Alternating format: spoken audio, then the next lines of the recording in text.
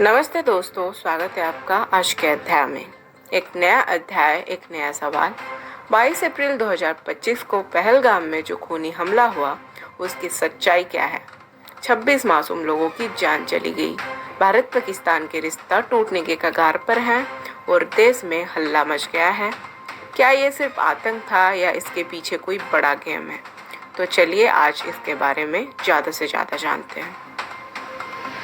दोस्तों, 22 अप्रैल 2025 को जम्मू कश्मीर के पहलगाम में एक बड़ा धमाका हुआ। 26 टूरिस्ट जो अपने परिवार के साथ यहाँ पे घूमने आए थे, उनकी जान चली गई है।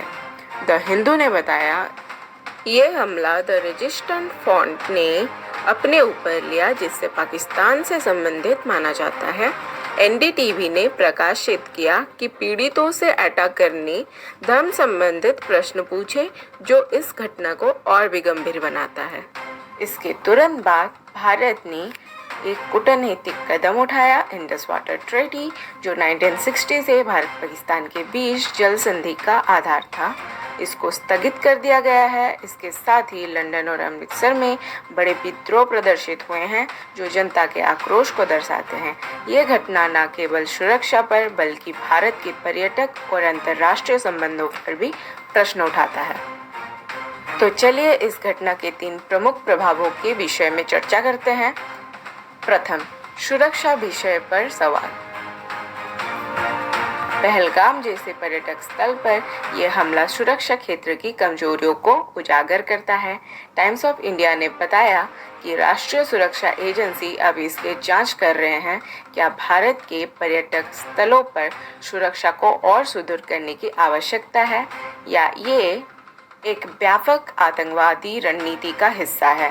द्वितीय, कूटनीतिक एवं अंतर्राष्ट्रीय संबंध। इंडस वाटर ट्रीटी का स्थगित होना भारत का पाकिस्तान के प्रति कठोर रवैया दर्शाता है, लेकिन क्या ये कदम को और बढ़ाएगा?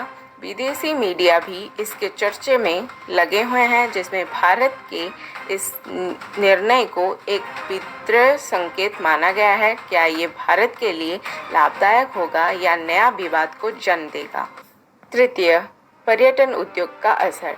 पहलगाम जैसे स्थल भारत के पर्यटन का एक मुख्य आकर्षण केंद्र है। इस घटना के बाद क्या पर्यटक अब इस स्थल की ओर आकर्षित होंगे? अर्थव्यवस्था और स्थानीय व्यवस्था पर इसका क्या प्रभाव होगा? जनता का विश्वास कैसे वापस जीता जा सकता है? तो दोस्तों, अब आपके विचारों की बारी। यह घटना न केवल एक आतंकवादी हमला था, बल्कि हमारी समाज, सुरक्षा और व्यवस्था पर एक बड़ा प्रश्नवाची चिन्ह है। क्या आप मानते हैं कि सरकार को सुरक्षा व्यवस्था में परिवर्तन करनी चाहिए? क्या इंडस वाटर ट्रीटी का स्थगित होना एक उचित निर्णय है? क्या पर्यटन उद्योग को बचाने के लिए कुछ नया उपाय किया जाना चाहिए? अपने विचार कमेंट बॉक्स में ज़रूर बताना।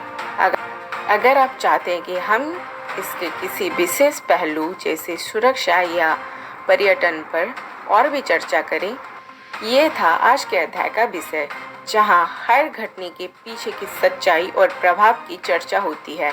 अगले प्रश्न में हम एक और महत्वपूर्ण